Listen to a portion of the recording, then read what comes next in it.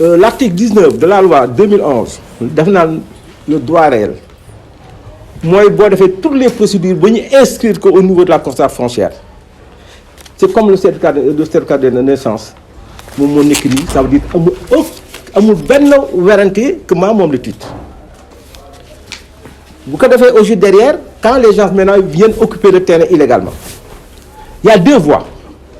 Il y a la voie judiciaire où saisissez le parquet sur la base aujourd'hui de la procédure judiciaire demande à ce qu'on fasse la démolition. L'autre procédure, moi vous saisissez l'autorité administrative qui a des pouvoirs de démolition d'office de toute constitution faisant dans le titre. La DSCOS. À chaque fois que nous faisons un terrain à titre, à autorisation, ils peuvent démolir immédiatement sans saisir le juge, ce qu'on appelle aujourd'hui, c'est l'article 86 de la loi 2043 et du décret 2009-1450. Quand j'ai saisi aujourd'hui la DSCOS est partie sur le terrain avec le chef de service de l'urbanisme de Pékin.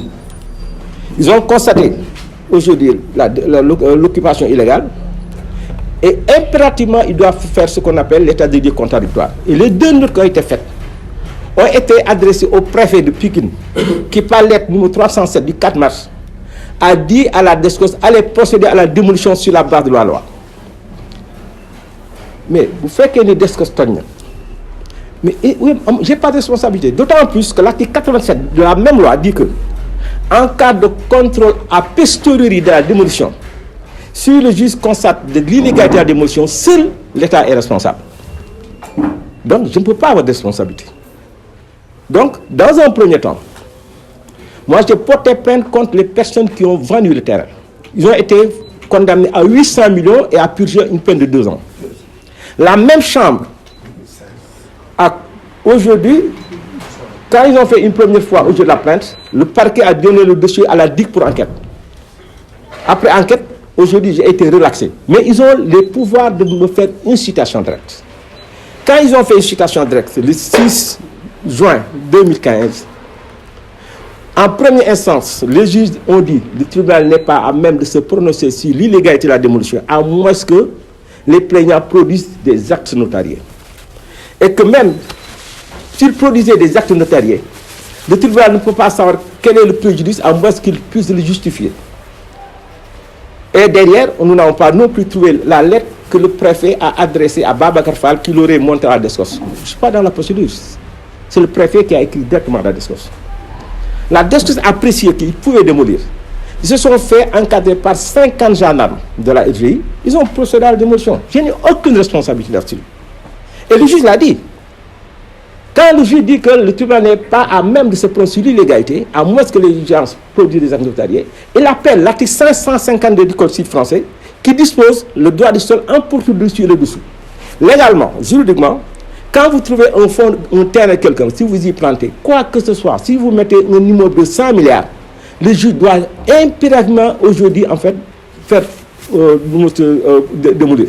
Et c'est une disposition aujourd'hui que j'ai remontée jusqu'en 1945. C'est une ordonnance de 1945 dans la Vichy qui demandait à ce qu'on le fasse. Nous avons jusqu'en la loi 64-60 qui disait que le juge devra impérativement prononcer la démolition à la requête de l'administration. C'est-à-dire que nous sommes dans une disposition d'ordre public. C'est-à-dire que le juge n'a pas à tergiverser, il doit l'appliquer. Nous avons en 1966, la loi 66-49, au niveau aujourd'hui des articles 12 et 14, aujourd'hui il dispose de la même chose. Et il y a un professeur, qui est le professeur Marc Deben et Monique Cavalière, qui ont fait un livre, Le droit foncier, qui disent malheureusement au Sénégal, la démolition se fait avant le tribunal et que le tribunal ne se prononce que pour vérifier de la légalité. Donc ça, c'est ce qu'on appelle une doctrine universitaire. Tenez-vous bien. Quand on donne avocat aujourd'hui du collectif de Gadaye, c'est Maître Assane Dioma Ndiaye. Maître Assane Dioma Ndiaye, sur la base de l'article 87, avait attrait l'État du Sénégal pour aujourd'hui paiement d'une indemnité pour préjudice subi par ses clients. en application de l'article 87. Donc, ils connaissent l'article. Il attaque l'État sur la base de l'article 145 du Code des obligations de l'administration. Pour dire que l'État, avec des gendarmes, ont démoli des constructions sans décision de justice. Il a été débouté en première instance. La Cour d'appel a confirmé. Il est aujourd'hui allé faire un pouvoir de cassation aujourd'hui à la Cour suprême. La Cour suprême fait ce qu'on appelle un substitut de droit. C'est-à-dire, à partir du moment qu'il y avait une différence entre l'article 85 et 86, la Cour suprême, sur 3 arrêts, a dit que la DSCOS dispose d'un pouvoir de démolition extrajudiciairement, mais en respectant la procédure préalable de sommation et d'état-de contradictoire. Donc, nous disons que la Cour d'appel de Dakar n'a pas dit le droit, parce qu'il n'a pas vérifié est-ce que la procédure initiale a été faite.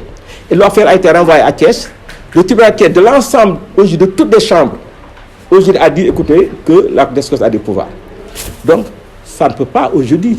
Ça veut dire que c'est une méconnaissance extraordinaire des juges des dispositions du Code de l'urbanisme qui dispose que la DSCOS a des pouvoirs. Quand vous regardez la loi 2043, dans l'extérieur des motifs, on le dit. En 1972, quand l'État a voulu organiser, ils ont créé ce qu'on appelle les services régionaux de contrôle du sol. Et ils disposaient de ce pouvoir. Donc, aujourd'hui, derrière, pourquoi donc j'ai été condamné? C'est là que je vous poser. Mais c'est la question qui s'est posée aujourd'hui le président de la République. On va vous donner une vidéo si vous ne l'avez pas. Le président a dit, gars, c'est nous, État, qui avons démoli. Et le juge a confirmé l'état de droit de Babacar Fall. Donc, juge, ça veut dire aujourd'hui c'est un scientifique. Il dit, mais comment il a pu être de conscrire? Pourquoi aujourd'hui j'ai été condamné la première fois?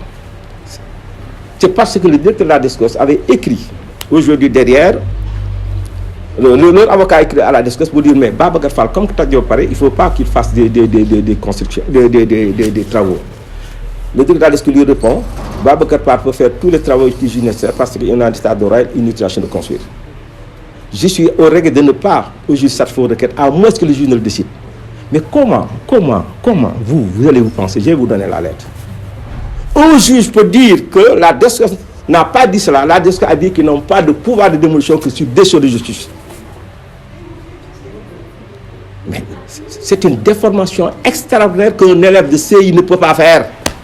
Et c'est là sur la base de quoi? Il dit que la DSCOS aujourd'hui n'est un monotone sans décision de justice, donc je le condamne. Alors que dans la Constitution, on dit que les lois, enfin les crimes et délits sont déclinés par la loi. Les peines qu'encourent ceux qui les commettent sont décrits par la loi. Vous pouvez voir comment aujourd'hui dans le texte, mais qui wax na ma ni ci comme même le président de la République. Mais da nga ñu wax affaire président de la République sur le troisième mandat. Aujourd'hui derrière. Donc première fois demain. Donc première condamnation. J'ai fait appel. Et quand j'ai fait appel, j'ai produit l'arrêt 369 de la chambre d'accusation qui relaxait Ismaël Ndiaye, qui était le chef de brigade de la DSCOS de Pikine, qui avait démoli sans décision de justice. Mais tenez-vous bien, c'est le parquet général de la Cour d'appel qui l'a traité parce qu'ils ignoraient ces dispositions. Mais la chambre d'accusation a dit, Ismaël Ndiaye, aujourd'hui, il a démoli sur la base légale, en application de l'article 368 qui cite les 3 types de constructions qui peuvent être démolies. Construction soit dans des titres, qui est le contenu de l'article 86, le contenu qui ne dépasse pas 2 mètres et le construction de précaire. Le juge en appel, il copie textuellement à la virgule près le motif de relaxer Ismaël Ndiaye sur la base de quoi il me condamne. Mais gars, comment elle a pu le faire? Parce que la chambre d'accusation, en rédigeant aujourd'hui le texte, ils ont omis le paragraphe qui permettait de relaxer Ismaël Ndiaye et qui devait me permettre de relaxer construction de substance inauditive. Alors que ça fait l'objet de 3 jurisprudences et d'une doctrine de Ablaye Ndiaye, qui est le président de la chambre, de la chambre administrative, sur la base de quoi aujourd'hui la DSCOS des pouvoirs. Bon, c'est fait. Le Conseil a fait ce qu'on appelle un retournement de jurisprudence. Mais le fait de ce que moi je sois condamné jusqu'à aujourd'hui, ce qu'aujourd'hui avec le pouvoir de concession, ça veut dire qu'aujourd'hui la décision est définitive. Mais remontons donc à la première décision. Le juge, aujourd'hui, va juger. Ils ont produit ce qu'on appelle un jugement avant du droit. Parce que quand vous saisissez le parquet, vous faites qu'il y a des compléments d'information, ils peuvent saisir le juge d'instruction. Mais vous faites qu'il y a une citation directe. C'est ça le danger de la citation directe. Le juge ne peut pas saisir aujourd'hui le juge d'instruction. Mais ils peuvent choisir l'un parmi eux pour faire ce qu'on appelle un supplément d'information. Donc, il faut une instruction. Pourquoi aller chercher quoi?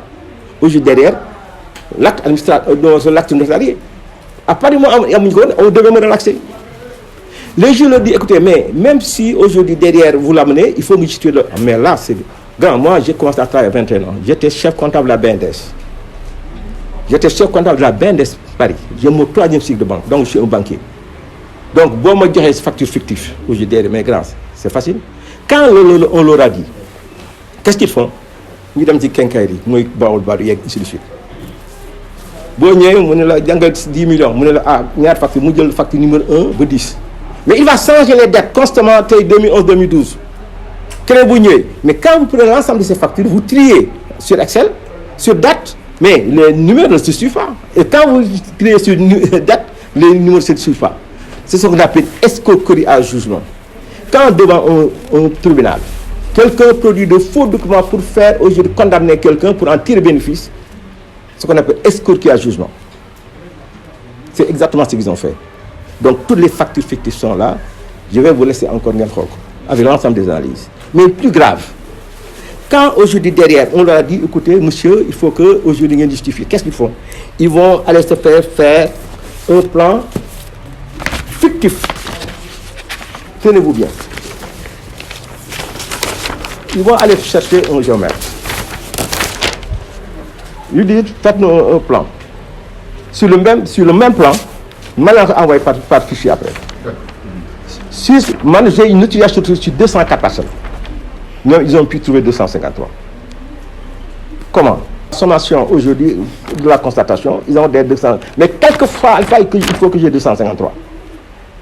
Donc, nous devons un plan, mais de foule. Il leur a fait un projet de plan de restitution de quartier. Retenez un mot. Où est-ce qu'on peut faire un morceau avec un projet? Quand on parle de situation de quartier, moi, quartier, que n'importe comment, les rues ne sont pas à droite. Donc, on refait aujourd'hui un plan. Et vous voyez, ici, c'est un plan extrêmement difficile. Mais ce que vous allez remarquer, ici, en jaune, c'est des maisons qui n'ont jamais été démolies. Et dans le numéro 33, habite le secteur administratif qui s'appelle Babacar Tine. En face, c'est le président qui s'appelle aujourd'hui El Hadjouagé. Leur maison n'a jamais été construite. Vous voulez pareil, avant de faire une ligne, je vous donne de transport, vérifier de vous-même que ces maisons n'ont jamais été démolies. Donc, à partir du moment que ces maisons ne sont pas démolies, ils n'ont pas pris le temps, le risque de le mettre sur la liste. Parce que vous le constatez, aujourd'hui derrière, il y a un problème. Qu'est-ce qu'ils font? Ils vont faire un plan, une liste de 253 personnes qui va correspondre effectivement à l'appui. Mais quand vous regardez les numéros 26 à 33, parce qu'aujourd'hui, ça n'a pas été démoli. Mais un juge, quelques juges qu'il puisse être, il fait le constat. À partir du moment que comment ils ont pu trouver 253? En créant des lots fictifs en jaune qui ne sont pas sur le plan et qu'ils ont rajouté. C'est ça. Et ça pourrait tellement servir aujourd'hui derrière pour me yoboulen aujourd'hui au niveau du tribunal aujourd'hui. Mais deux preuves, il faut que nous avons deux preuves. Maintenant, aujourd'hui derrière, aujourd'hui, la technologie. Avec Google Earth, vous pouvez avoir ce qu'on appelle les images du passé. Les images, il y a des satellites qui filment tout le temps. Aujourd'hui, actuellement, il y a une qui identifier que vous êtes chez moi. Yango et tout le reste. Tout simplement parce qu'aujourd'hui, avec le GPS, on pourra éventuellement voir les images du 4 décembre 2013. Parce que on ne prend pas les images tous les jours. Mais le satellite, il faut stocker. Vous avez au hall ces images.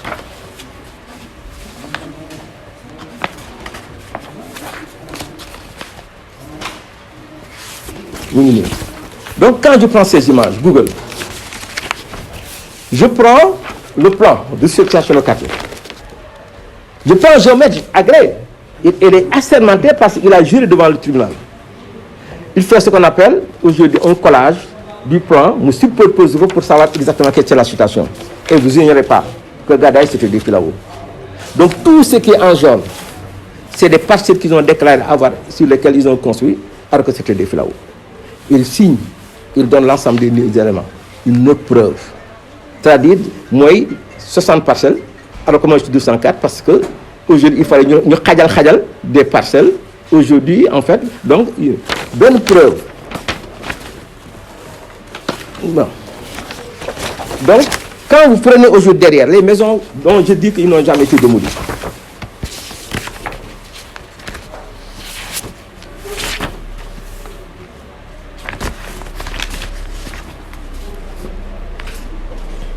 que démolition décembre 2013. Voilà. Donc, en réalité, voilà, aujourd'hui, au document, les liens, de vous-même, vous allez pouvoir aujourd'hui vérifier, Gadaï, bien avant 2013, quelle était la situation, vous allez vous souvenir. Donc, tout ça, c'est des études pour montrer aujourd'hui derrière. Donc, Madame Betibir, aujourd'hui derrière, il y avait 5 personnes. Il y a Mbeytine, elle a joué sa maison, il y a un petit démoli. Le juge Binelen, aujourd'hui derrière, allez vous chercher. Comment il fait? Bartine est venu avec 30 de ces personnes, de sa famille. Dougal. Tout ce qui est là, au Laoué, Djoum, Sow, Moudougal. Des mineurs, ses femmes, ses cousines. Elle a joué, il amène son fils mineur. Baba Gatine, lui, non seulement sa maison pas démolie, il amène son frère Abdurrahman Tine, Ablaï Tine et son père qui est décédé, Baratine. Sur ces 5 personnes, ils font 30 personnes, ils font aujourd'hui 30% des personnes. Donc voilà aujourd'hui la liste qu'ils ont fait. Le juge, quand on lui a produit en fait ces factures, il dit oui parce que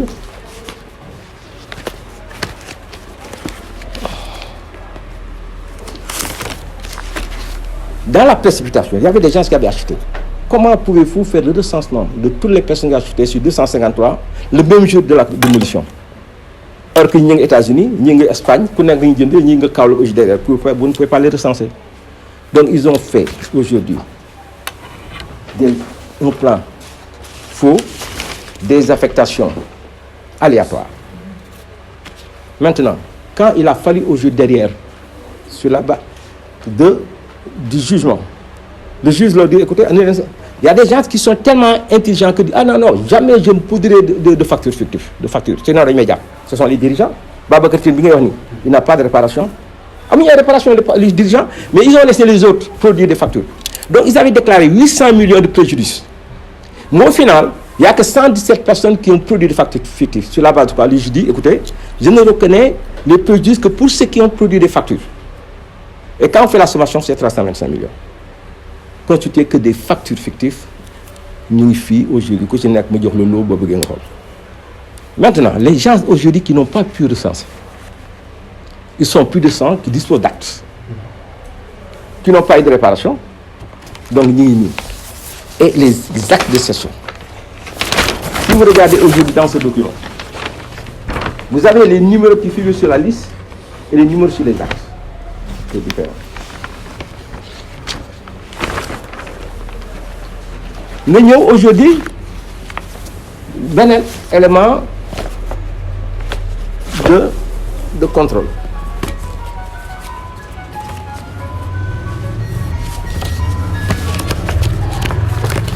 Moi, il y a des personnes qui parce que comme que la maire de Pikine était complice, ils fait des taxes de lotissement. Donc, les preuves sont là avec les quittances de taxes de lotissement.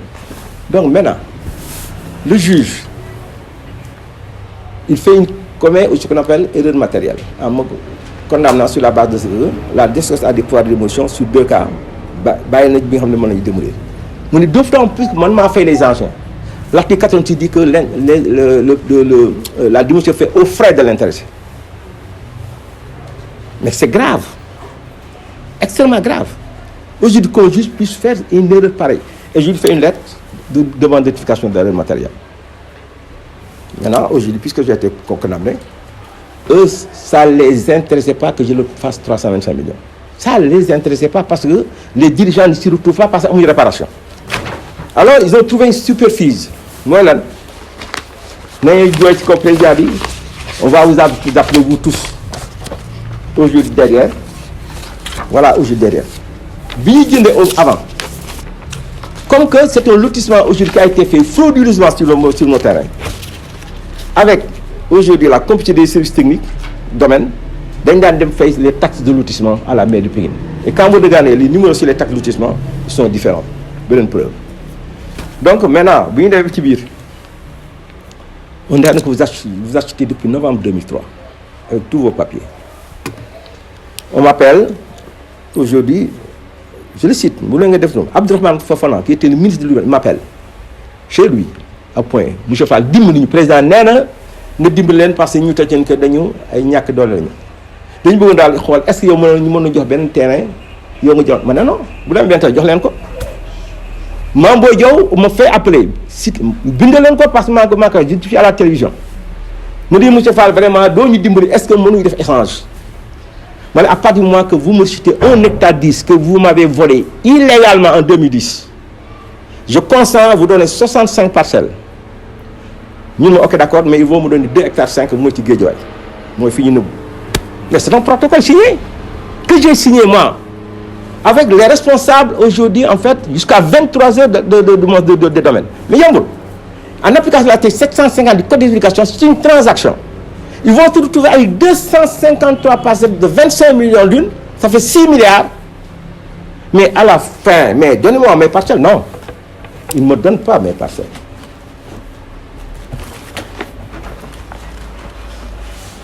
et ñu def protocole baa ngi nii je vais vous l'envoyer vous allez l'avoir signé par tout le monde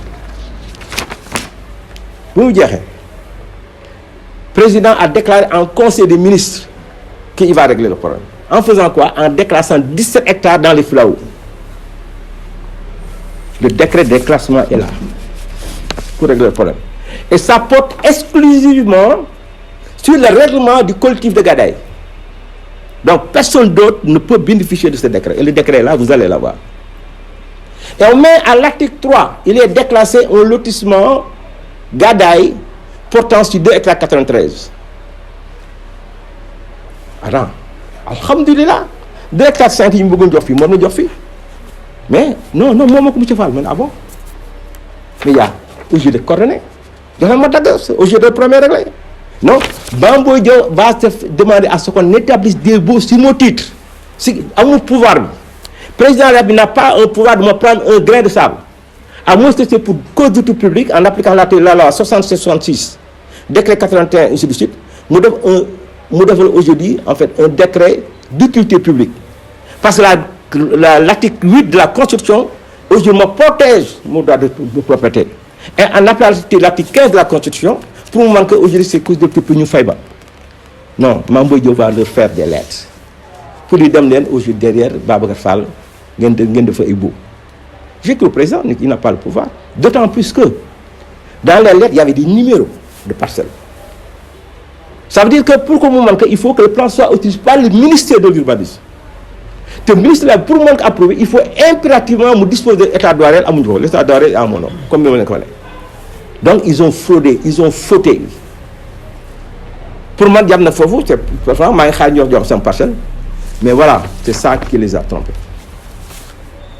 Ensuite les services techniques Sénélec et autres parce que ba nga am autorisation de tir tu dois consulter tous ces services ñu jox seen avis technique non il y a pas tout cela ils vont faire signer à Ablaye Sow le ministre de l'urbanisme un arrêté d'autorisation sur mon terrain mais impérativement grand moi je suis troisième cycle de banque li may wax nii dama ko maîtriser parce que mon métier c'est la prévision des risques yéen ñi ku ci amoon un projet de 10 milliards boo ñëwee mën nga jox ma xool ko pour mën a jox di conseil fay leen ko mu fay te parce que kon kenn mënu ma ndax ci yi mais malheureusement et c'est là où le collectif de Gadaye ñoom c'est des voyous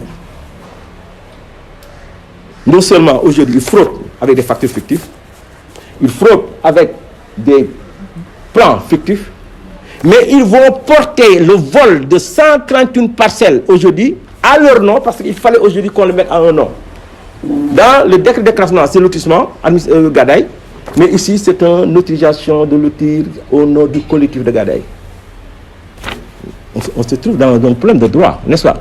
Mooy lan le ministre a signé un décret illégal. Même le paysan fil, c'est un signe légal où vous pouvez l'attaquer à la chambre administrative de la Cour suprême qui aujourd'hui sur la base, soit c'est des juges de droit. Je dis à la Cour suprême, voilà les gens aujourd'hui qui sont en train de faire des baux au texte construit, alors que voilà mon état de droit réel, ils n'en disposent pas. Je demande à ce que, en référé, vous suspendez la décision en entendant de l'annuler.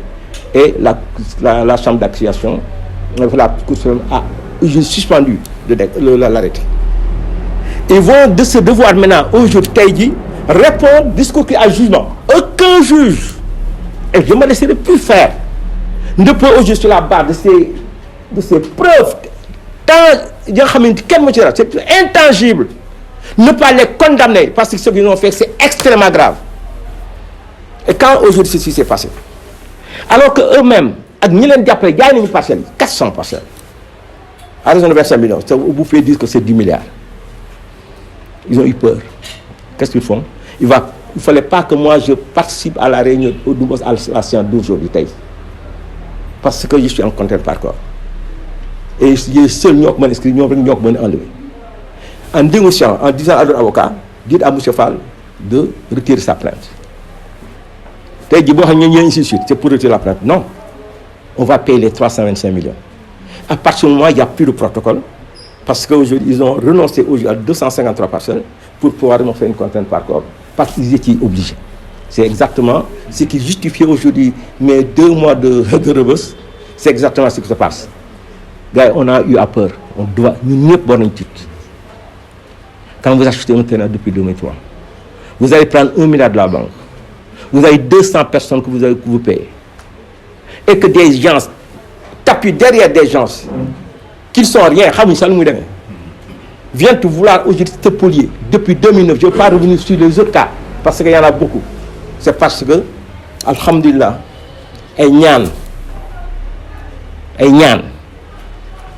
je comprends aujourd'hui derrière pourquoi Dieu, dans le Coran, la première phrase, dit à Mohamed sallallahu alayhi wa sallam, Iqra. Moi, boy jang, boy def promotion bi dama jang droit foncier. Bo nek maçon, dama jang ko bo mat. Yeen journalistes, jang len sen journaliste bo mat. Ils ne peuvent pas me passer nulle part. Pourquoi? Pendant 10 ans, j'ai géré l'ensemble des actes de la justice. Le seul cas judiciaire au Sénégal qui existe, c'est moi. Il y a une carte d'identité numérisée. C'est moi qui l'ai introduit au Sénégal. 2006. Pendant 10 ans, à mon tribunal, dossier de mal. Le bug en 2000, vous en avez entendu parler. Tous les systèmes d'information qui passent pas. Je suis le seul à tous les régler au Sénégal. L'État me donne encore ici plus d'1 milliard de francs. Tout le temps, mais vous êtes témoin oculaire et vous avez participé et je vous donne pour que vous suivre le procès. Parce que je vous donnerai tous les éléments aujourd'hui à votre disposition pour que vous puissiez voir est-ce que le juge a dit le droit ou il ne l'a pas dit. C'est exactement pourquoi je vous ai appelé. Sinon, je ne vous ai pas appelé. Je me suis battu depuis longtemps. Je n'ai jamais appelé plus personne. Mais là, j'ai une obligation. Non pas par rapport à toutes les populations. Mais j'ai un devoir par rapport à la communauté laïenne qui s'est mobilisée. Il y en a ni parce qu'aujourd'hui, ils savent qu'aujourd'hui, ils ont sinon, aujourd'hui, vous faites qu'on a fait en réalité, parce que nous, c'est un aliment vous leen lekk leen lu lew bu leen tooñ mais yàlla nag ñu mu leen seen alal ni ngeen ko sàmm ci loolu la nekk et il faut être un citoyen. Macky Sall me connaît ñoom ministres yëpp xam nañu moi je me suis battu toute ma vie j'ai commencé avec 21 ans j'ai 50 ans donc lii daal gars yi moo na wax ji donc vous avez une obligation de suivre cette affaire là de 12 ans mais bu ngeen avant ngeen dem je vous demande pour vous et pour la population. Prenez toutes les informations que vous voulez, tous les jours, pendant une journée, je vais l'élément pour vous me poser toutes les questions que vous posez. À partir du moment où vous ne me défendrez plus, vous défendrez une cause, la justice. Vous défendrez la cause parce que moi, il y a le baillon, il y a le moyen, il y a le mène, il y a le yàlla may na ma aujourd'hui derrière ils ne connaissent pas le droit plus que moi mais combien de personnes comme les Samba Bokar Gueye ak non ak d'autres personnes aujourd'hui yi nga xamante aujourd'hui derrière am nañ seen temps ñu nangu ko et ils peuvent rien faire ils ont essayé si c'était pas l'aide de Dieu aujourd'hui tey jii je ne serais pas là à vous parler donc vraiment j'ai été long gars yi mais ngir yàlla aujourd'hui ne vous précipitez pas aujourd'hui à donner des cours prenez le temps même si vous devez faire dans 2-3 jours venez prendre les documents regardez site aujourd'hui derrière je ne demande pas ngeen jàppale ma mais vous devez avoir la vérité pour que plus personne d'autre ne pourra jamais aujourd'hui def li nga xam ne def nañu ko aujourd'hui parce que aujourd'hui ils disposent des moyens avec des gens yi nga xam ne dañu leen utilise seulement pour pouvoir bu leen génnee nag ña ngay wax Babacar Fall fii dugg fii gën a fii donc allahumma salli ala sayyidina Muhammad. Alors merci beaucoup.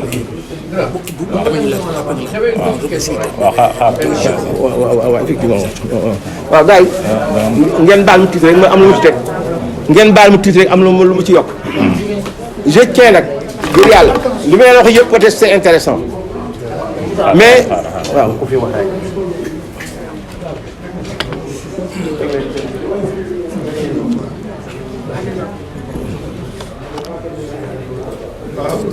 waaw li ma wax yëpp c'est intéressant mais particulièrement dama leen ñaan rek ngeen passer le message bi je remercie ma communauté mooy waa Cambérène les imams en fait d'abord le khalife toutes les autorités mais surtout xale yi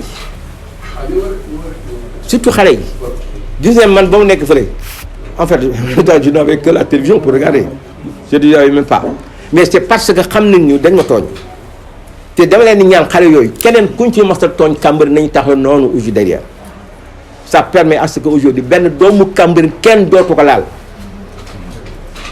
bu fekkee ni mi ngi ci yoon donc vraiment di leen gërëm di leen sant ak ñi nga xam ne bëgguma leen cité ñu ngi fi toog ci dama kii nga xamante ni jàpp nañ ci mais je remercie surtout ma femme parce que dafa taxaw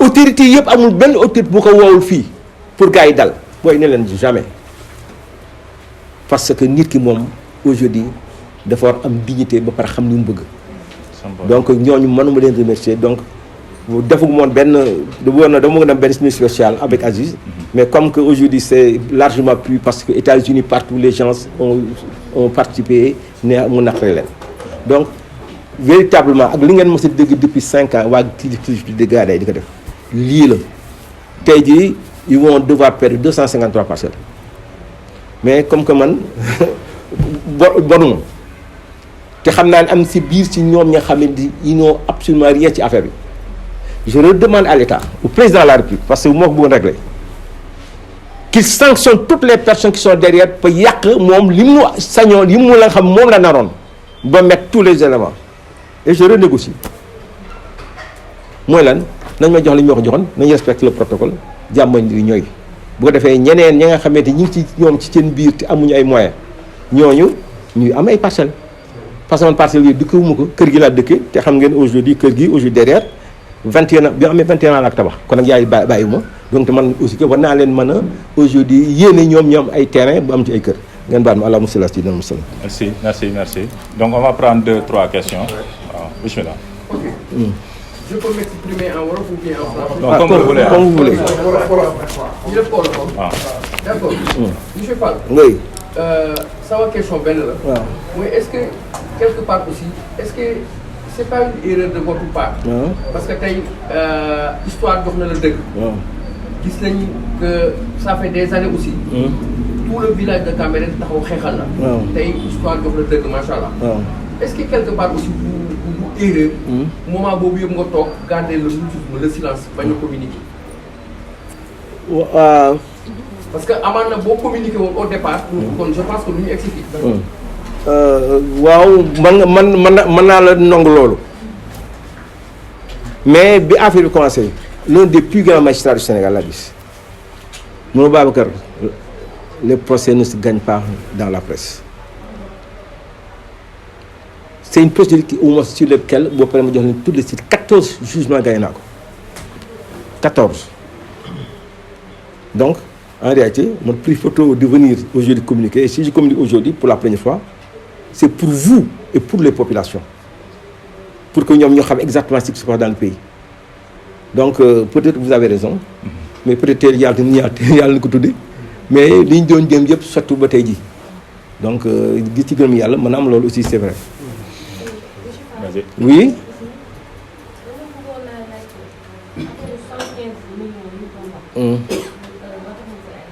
Waaw xam nga buñ ne xam wax naa expliqué léegi ils ont produit des factures fictives à hauteur de 325 millions. Le juge ne les a pas vérifiées. Sur la base de quoi j'ai été condamné. C'était aujourd'hui en fait l'objectif de ce processus pour produire l'ensemble des factures fictives pour dire au juge que voilà derrière j'ai été condamné sur la base de 325 millions. Vérifier-les et déclarer au juge derrière qu'ils me le doivent pas, que je ne le dois pas. Mais puisque la décision a été définitive, je demande à ce qu'on leur condamne pour 4 milliards 600 millions, moi, nous éponger les 325 millions, nous allons effectivement nous dire. Donc, bien ils fait l'eau. Pourquoi ils ne l'ont pas fait depuis 2017? Parce qu'ils attendaient à ce que nous signions le protocole qui est une transaction. Qui fait qu'à partir du moment que nous l'avons signé, ils ne pouvaient plus me faire de contraintes. Parce que c'est une transaction sur la base de l'article 750 du Code de l'immigration commerciale. Là, mon titre, ils me font la contrainte pour me retirer la plainte d'aujourd'hui. C'est là leur avocat, c'est là qu'ils négocier. Donc, à partir de ce moment où je dis qu'il fallait quand même amener texte. Bon, mes avocats ont négocié avec leur avocat pour dire que la contrainte de 325 millions, aujourd'hui, ils donnent 150 millions. Donc, j'ai donné 150 millions et je dois payer sur 8 mensualités le reste. Donc, la contrainte par corps, là, parce que le juge a décidé qu'il va adouer 320 millions sur la base de fausses factures, sur la base de tous ces documents. Et le jugement, en fait, le jugement apprêté aujourd'hui avec le gros dossier, c'est pour justifier, donner toutes les preuves aujourd'hui des mensonges qui ont fait qu'aujourd'hui j'ai été condamné à leur payer 325 millions. Bon, le juge, lui, en réalité, bon, comme que nous, parce que quand j'ai fait une sommation directe, il ne voulait pas le prendre. J'ai dû le déposer en préfecture. Parce que finalement, ils sont venus, mais ils ne sont pas de 153. C'est des noms fictifs. Donc, mon avocat m'a dit, écoutez, Babacar, comme que le dossier est fait, il faut que le juge puisse en prendre connaissance. Il faut que le parquet puisse en prendre connaissance. Il faut que nous participions aussi en connaissance. Et c'est une bonne chose parce que nous avons l'ENN, à partir de ce moment, le juge peut prendre sa décision parce qu'il a regardé l'ensemble des documents. Donc, maintenant, si vous me le permettez, avant de continuer, qui s'appelle Ibrahim Diop. Il est de la famille Ndiobène de Yeumbeul.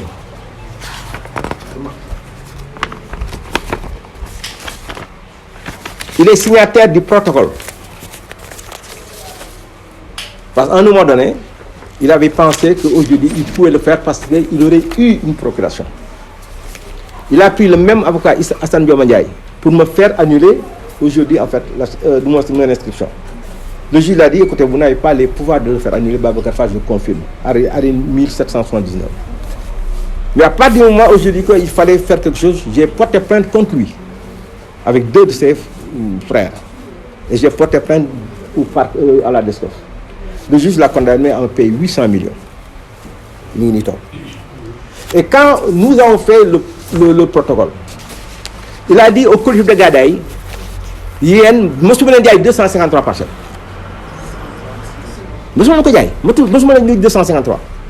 Il était convenu que moi, comme moi, j'ai affaire,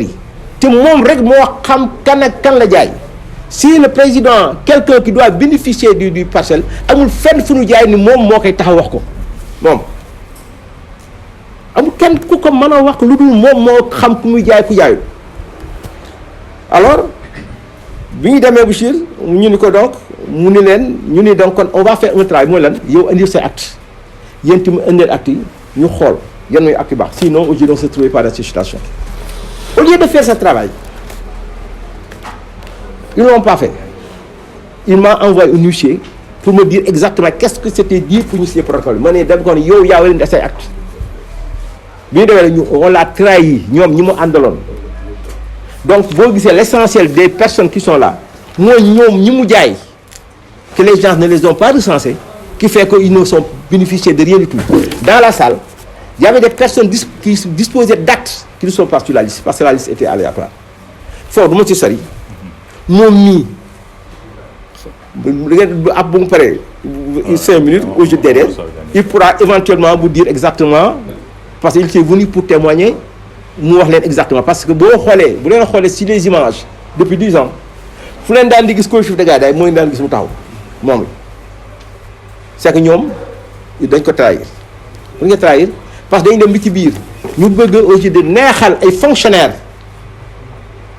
ñu dem ci receveur de domaine waxuma sax liste bi bële dañuy def beneen liste bu ñu waxee non mu ni ñoom les fonctionnaires de ñoo daal dañoo def ay parcelles sur la base de ñii jox ñu ko ñii ñu waa les dirigeants mais non ñi war jox ko ñu mooy la liste des gens qui sont sur le jugement et sur les arrêts.